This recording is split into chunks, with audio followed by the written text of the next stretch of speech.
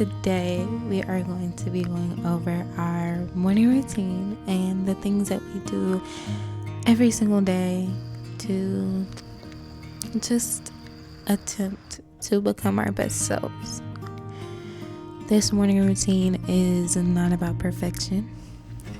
It is not about optimizing all what we can do for others, but really this routine, just like this season of my life personally, is a lot about curating our best self. Good morning, girly. To start off our routine, we wake up. Joking, but serious. So the beginning of our routine typically starts at around 5-6 a.m. depending on how late I stayed up the previous night. Guys, I'm not gonna lie to you. I know a lot of the girlies are like, oh, I wake up at 5 a.m. I wake up at 6 a.m. every single morning. I wake up somewhere. It's either or. It depends. If I had a long night the previous night, I'm probably just waking up at 6 because that's the time where my puppy goes out to potty. If I had a chill night and I was able to get all my hours of sleep, I'm waking up at 5. Either way, it's between 5 and 6 a.m. Now, when we get up, the first thing that I like to do is actually read my Bible. I was going to say maybe controversial, but I really don't care. Guys, I am a believer in Jesus Christ. Some may like me for that, some may not. It is what it is. I've always been a firm believer. You know, as we all know, if whatever you practice, faith can be shaky at times. We all know that to be true. I even had a conversation with my partner this morning. It wasn't anything serious. Like, we were joking, being silly, but he was like, I barely trust God. What makes you think I'm going to trust human beings? And I feel like that is just so true. If we're being honest, especially as Christians, sometimes it is hard to trust every day. You know, practicing what you practice, what your faith is, isn't going to be a good day. You're not going to be all extra endowed in it every single day. But one thing that I do pride myself on is that I am going to read that Bible. And I do believe that it is very important to read it for yourself. Read it, read different versions, read different interpretations, and actually study it and romanticize it. Y'all, we're girlies. My Bible is literally like the cutest little pink thing. I got like pink and purple highlighters to, ensure that it's something that I look forward to doing every morning. Like, I make it all girly and cutesy, and we love it.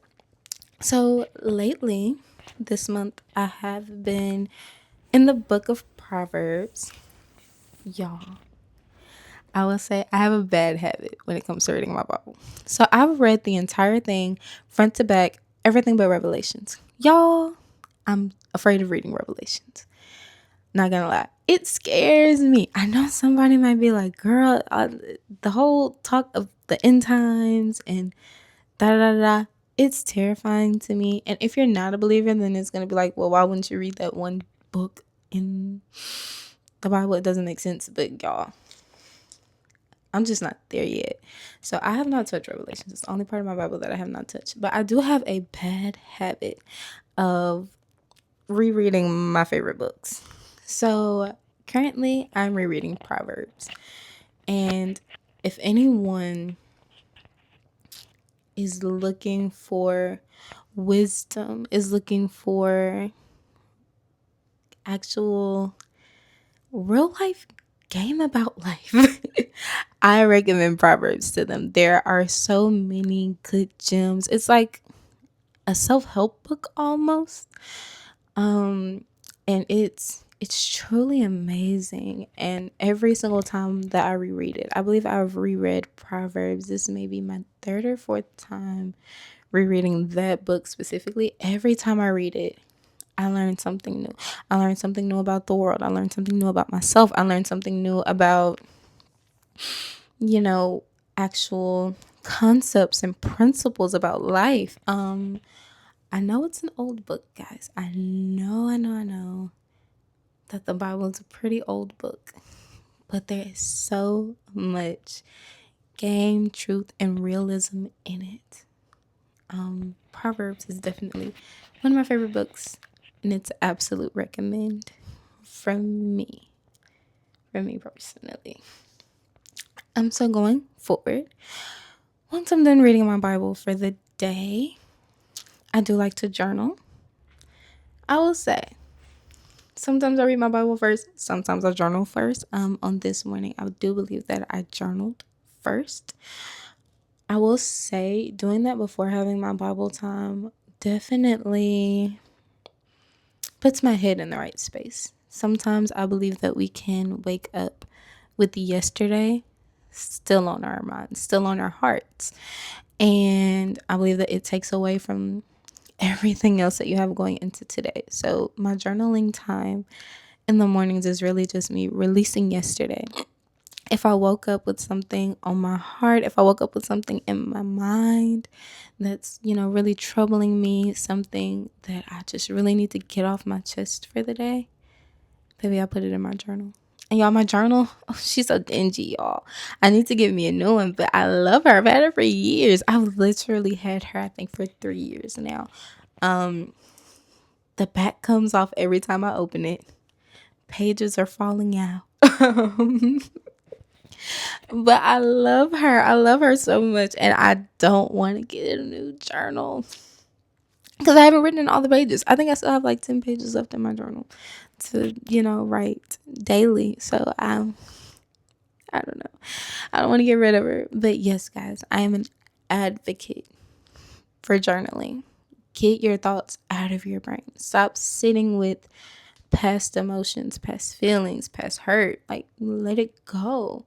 Congratulate yourself in your journal. Have a physical representation of your growth. That is so important to me. Like, girl, get it out. Very much an advocate of journaling.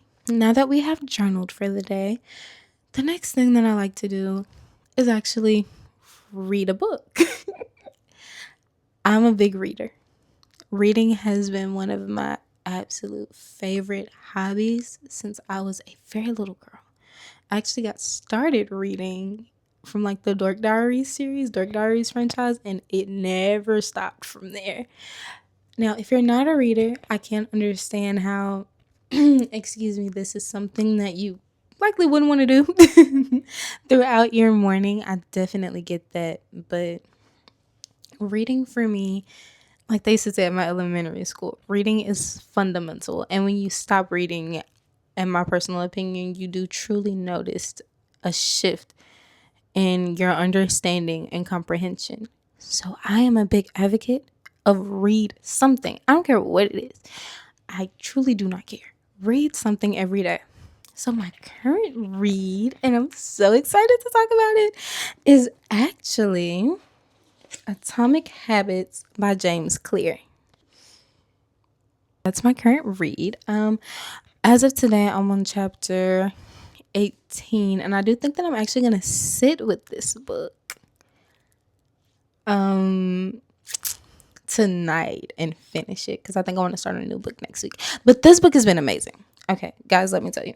So essentially, from my understanding of the book, and this is a book that I would reread, it is a self-help book. The main purpose of it is to teach you habit building.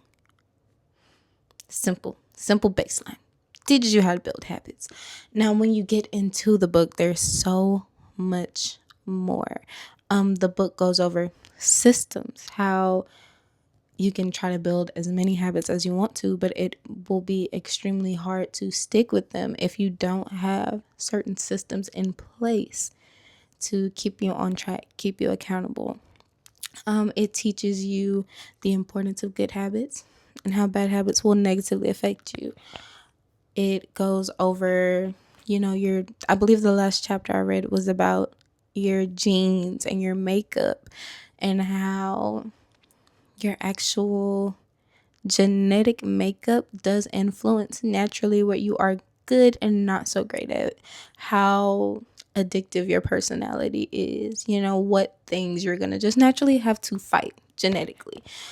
And it goes over the importance of picking your battles, picking where you want to grow, because genetically you may be predisposed to be good in a certain area that someone else is maybe not so good in, or someone else may be better in an area that you're not so great in, but you're going against the grain of who you are genetically, and that's not a great thing. So yeah, it goes over so much. It's such a good read. It talks about how your habit can't be done to reach a goal. This was one huge takeaway that I've gotten so far from the book. A habit cannot be used to reach a certain goal. The habit becomes pointless at that point, because when you reach the goal, you stop doing the habit, and then you have to start over from base zero. The biggest takeaway I've gotten is that your habit must be rooted in your identity. Why was this so important to me? Because there have been times in the past where I've started habits. Guys, I've kept them up, done great, until I got to my end goal. When I got to my end goal, stopped the habit, became someone that I didn't want to be, and had to start over again. And I do feel as if that's where I am in life right now. There are a lot of habits over the past couple of years that I'd formed. They were going great for me, amazing. I got to my end goal, completely stopped doing the habits, and now I feel like I'm building again from base zero. So rooting your habit in your identity, excuse me, doing something because, hey, this is who I am. I'm not doing this to get to an end goal. I'm not doing this to reach a specific point. I'm doing this because this is who I am as a person. And that will allow that habit to continue to last forever. Like, you're not just going to randomly stop it. You're not going to revert back and turn back into someone with different ideals from the ones that your ideal self has. That was a huge, huge standout for me. So if there are any girlies looking to better themselves, build a new identity. I hate saying that. Not a new identity, but build a better version of themselves, which I really do feel like I kind of am at that point in life. I 1000% recommend this book. It's so amazing. And after you read it, I will say, the book puts you on a lot of game too. After you read this book, you also see how it's being used in other people's lives around you. Even with a lot of the content creators that I watch. I believe it was Yvette Renee. I watch her a lot. Love her channel down. I think that she is so inspiring. Even watching her channel, I see how she implements these principles that are in the book into her life, and how it has, from what we can see on social media, because you only see so much, how it does have her life flourishing. And she was actually the reason why I picked this book up, why I decided to read it. Because, yeah, I was like, okay, I see her life. Excuse me. She talks immensely about this book. She always says great things. She's taken these principles into her life. And she is someone who I would eventually love to be where she is in life. Let me get onto this book too. Guys, I 1000% recommend. It's definitely worth the read. And it's not a long book. It's 20 chapters, maybe a little bit over 250 pages. I finished it. I think I've been reading this book for 2 weeks. Guys, it's been great. And I cannot wait to get into my next read, which is either going to be The Art of Seduction, because I'm very interested in that book. I've heard a lot of good things and I really want to read it. Or what is it? The Principles of Money? Your mindset behind finance? Something like that. I can go grab my phone. Because, like, girl, I got a whole list of reads. Fiction, nonfiction, all of it. But I think it might be, it's not The Principles of Money. The Psychology. I think it's The Psychology of Money, if I'm not mistaken. Either that one or The Art of Seduction. I'm going to read one of those two next. And yeah, we'll be back next month to let you guys know how that book is. But yes, Absolutely. I am an advocate for reading. It's fundamental, it'll change your life. And honestly, although I'm just planting the seed of it now, I believe that taking the time out to read this book and to apply the principles, don't just read, apply the principles. I feel like taking the time out to do that is truly going to change my life also for the better. And I want that for you, girly. Yeah. So after we read, I'm typically gonna eat breakfast. Breakfast for me is simple: ground turkey, spinach, whatever. I don't know if I film me eating breakfast, but yeah, it's very very simple. That's just going along with my body and protein goals. Definitely, we got some goals, y'all. We got some goals for the body. We got some goals for our life, and we have some goals that are tied to our identity. Like I was saying with the book, I know who I want to be, not just what. I know who. And everything that I've been incorporating in this routine is definitely meant to tie me back to who it is that I want Asian A to be. So after we get done eating, we are gonna go walk and feed our puppy. Um, Such a sweet little guy. We just take him outside. He does his business. It's over with. One thing I was talking to you guys in the last video about was my short form content. So when I first moved back here to Tennessee and I started making short form content, a big thing for me was that I continued to base it around what I was doing for everyone else. And I, in turn, was basing my life around what I was doing for everyone else. And I did feel like I had lost a bit of my own personal identity when I first moved out here. And it wasn't okay. Like I was saying in the last video, I could lose all of this. I could lose the puppy. I could lose the man. I could lose anything else in this life. I can't lose me. I'm going to be here 24/7, no matter what. So a big shift in my morning routine was just intentionally taking time out for me. The journaling, the Bible reading, the book reading, the self-help. It's all meant to curate the best version of Asian that could possibly exist. And part of that is health, fitness, and food. So once I get done eating, I typically go for a run about 4 to 5 days a week. Now, my run isn't anything crazy. There's, a little hill around my neighborhood. I go run up and down that hill every single day. I think I do maybe, y'all, I don't do anything crazy. I do like 15 laps total up and down the hill. And, excuse me. So I do about 15 laps total up and down the hill. About maybe no more than 5 of them on a given day are laps where I run the whole entire time. And if I choose not to run, then I'm typically going to just walk 20 laps around the hill. Now, this has been an interesting one.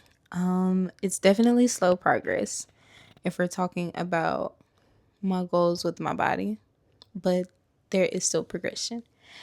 And tying back to the book that I was just speaking about, Atomic Habits, he says, this may not be the quote verbatim, but to summarize, 1% better every day is better than making zero progress at all.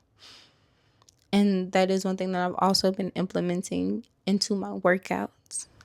I may not feel like it one day. I may be too tired. I may not feel well, but I'd rather do something than to do nothing at all. So yes, that is a part of my morning routine. I do love going for my cutesy little hot girl walk, hot girl run every morning. And also, as Elle Woods said, happy people don't kill their husbands. And that's something that I have definitely been also adding into my life and into my routine. Because I do notice, like, after I go for my walk, after I work out, after I exercise, I am happier. I'm more patient. I'm more peaceful. I'm more calm. All of the things. So the workout is a huge, huge part of my everyday. After we go work out, after we go for our walk, I should say, we do an actual workout. I do this maybe about 3 times a week. I have 3 main groups that I like to train outside of my actual hot girl walk. So I like to train lower body, legs, glutes, upper body, arms, back, abs, and then Pilates core. When I tell you, I'll be so sore by the end of the week. But one creator who I've been loving, mind you guys, I'm new to the city, so I haven't gotten like a home gym or anything. I haven't really been going outside for my workouts. So one person, a creator who I love to do their workouts is Jane Kate Fitness. Girl, if you want to build a booty, do some of Jane Kate's workouts. I do one day with Jane Kate a week, and then I sometimes do her for my upper body, but she is mainly my glute and lower body focus. And I also like Mr. and Mrs. Muscle, I believe is their channel name. They're great also. I love her upper body workouts, especially the body weight. And then for core, for Pilates, Miss Issa Welly. Y'all, I am a complete beginner to Pilates. I don't know anything about it. All I know is that it trains your core like an MFer. And that's something that's very important to me because I do intend on getting back into dance soon. And I want to have that core strength and stability that allows me to move with fluidity and grace. And that's the main purpose of me adding Pilates into my workout routine, my workout split. Miss Issa Welly is extremely great for beginners. She does have a beginner's class posted on YouTube. She also has an actual class that I have not gotten into yet. It is remote. It is online learning. You don't need a lot to start out. All I have is my mat. I have 2 yoga blocks and a little cushion for my knees when I stretch because my mat's pretty thin, so I do have a cushion. But yeah, those 3 ladies. And also, if you want to walk, when I did my first fitness journey and I first started walking, I started walking with Grow with Joe. She's amazing too. If you hate working out, if you don't want to feel like you're working out when you're doing what you're doing, Grow with Joe is also amazing. I definitely recommend those 4 ladies for your fitness. If you can't really get out the house, if you don't want to go work out in public and you prefer to, struggle in the privacy of your own home, I definitely recommend those 4 ladies: Grow with Joe, Jane Kate Fitness, Mr. and Mrs. Muscle, and Issa Welly for Pilates. They are great, and I can't wait to tune back in here in a couple months and show y'all the body, show y'all what's been cooking, because she's gonna be amazing. Already seeing great progress, and it's only been maybe a month since I got out here. Yeah, guys, I'm super excited. And with all that being said, that is the end of my night routine. Well, girl, with all that being said, that concludes my morning routine. Everything is very intentional, but also purposefully not overpacked. I have a vision for who I want to be. And I think that we all should, as women. We should have vision for where we want to go in life, what we're trying to pursue. And we should have proper steps, systems, and routines in place to get there. It's not going to happen tomorrow. It's not. That's something that my book talks about. It's not going to happen tomorrow. A random burst of motivation will not change your life. But it's the things that you do every single day. Even if you fail, the things that you get back up and do, the things that you give your best to every single day, those are what changes you for the better or the worst. So thank you so much for spending this morning with me. I had the bestest time with you guys. Can't wait to see you all here next week. Next week is either going to be a weekly reset or a night routine. I'm not sure yet. But yeah, girlie. Love you. Love you so much. Let me do this heart. Is it cuter? Anyways, girl, love you. I will see you back here again next week, Sunday, 5 p.m.